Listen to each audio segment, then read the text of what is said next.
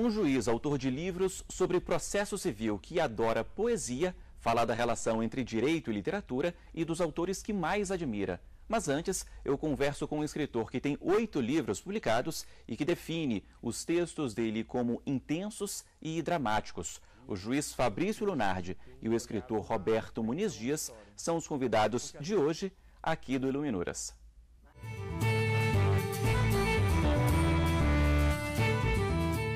Roberto é romancista, contista, poeta e também artista plástico. É formado em letras e em direito e tem mestrado em literatura. Você sempre gostou de ler, Roberto? Não. Meu pai e meu irmão mais velho, meu pai tinha já tinha há muito tempo esse pendor pela literatura, né? Meu pai tinha uma grande biblioteca. Eu tive até uma lembrança afetiva agora quando eu vi esses livros aqui, nesse formato.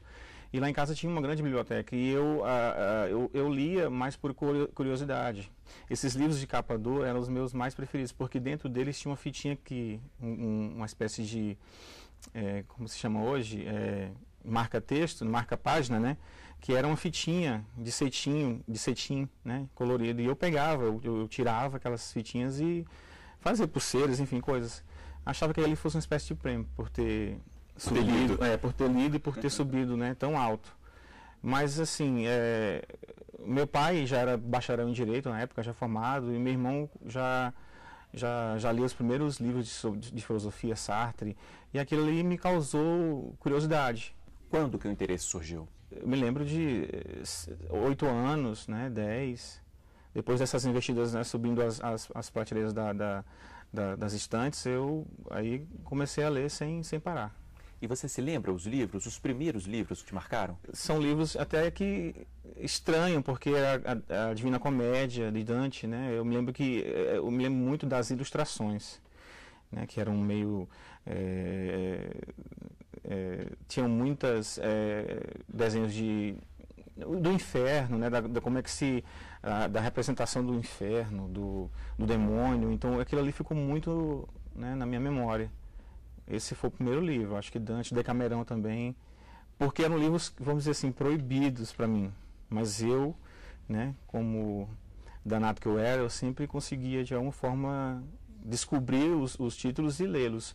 Às vezes até na calada da noite, né, porque meu pai não deixava. Porque eu tinha que ler primeiro José de Alencar, Machado de Assis, depois passar para os grandes clássicos. E hoje, Roberto, que livros você lê, que autores você gosta? Depois do mestrado, e um pouco antes disso, da graduação em letras, eu voltei a ler e li de novo Clarice Lispector. E eu gosto muito da Clarice, muito. Por quê? Porque, primeiro, é uma leitura que para mim não parecia fácil. Eu precisava de uma compreensão maior. Talvez com o tempo eu conseguisse isso. Mas eu já me aventurava, me desafiava a lê-la. Então, depois eu descobri que existia teoricamente, o fluxo de consciência, e aí aquela coisa de ela compor o personagem e a gente não está apto a perceber a diferença entre o personagem e a própria autora, que é o que o Foucault falava sobre essa questão desse desligamento, né, da escrita, do autor, do autor estar neutro dentro da escrita. É difícil, mas eu percebia que isso acontecia com ela. Ela nos fazia entrar dentro do personagem, e aí fazia confusão. É Clarice ou é a personagem? São as personagens femininas dela ou é a própria Clarice Lispector? Até falando sobre isso, como é que é o seu processo criativo? Você senta e escreve todo dia, numa determinada hora, toma nota, pensa em alguma coisa? Como é o seu processo? Quando a gente assume esse ofício como escritor, a gente é levado a disciplinar, quer dizer, não é disciplinar, mas a mostrar que existe uma certa disciplina. Então, eu já li um livro que fala somente sobre essa questão da disciplina, do escrever, do como é o processo criativo dos escritores. E eles são bem diversificados. Eu gosto muito da palavra, eu uso muito também agora, errático. Eu não tenho uma disciplina, mas eu me comprometo com a escritura do livro.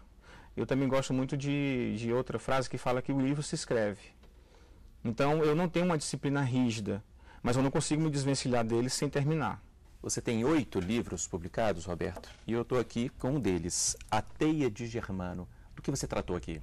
Bem, é uma pequena longa história, porque A Teia de Germano foi um desafio que eu fiz, porque até então eu escrevia só sobre temáticas homoafetivas, com personagens homoafetivos.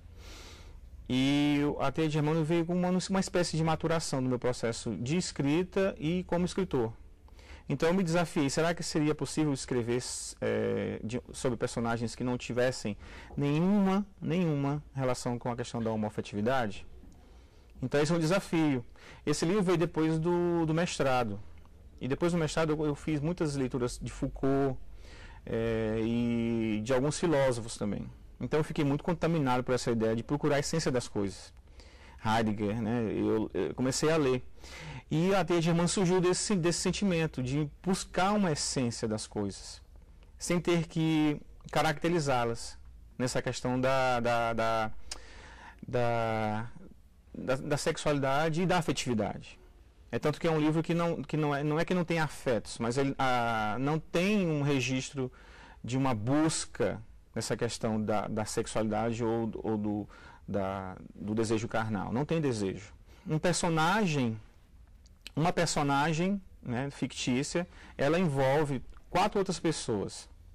É um personagem, uma protagonista, né, um escritor, que ele recebe o pedido para fazer um livro, ou seja, o serviço de ghostwriter, de um livro de um grande escritor.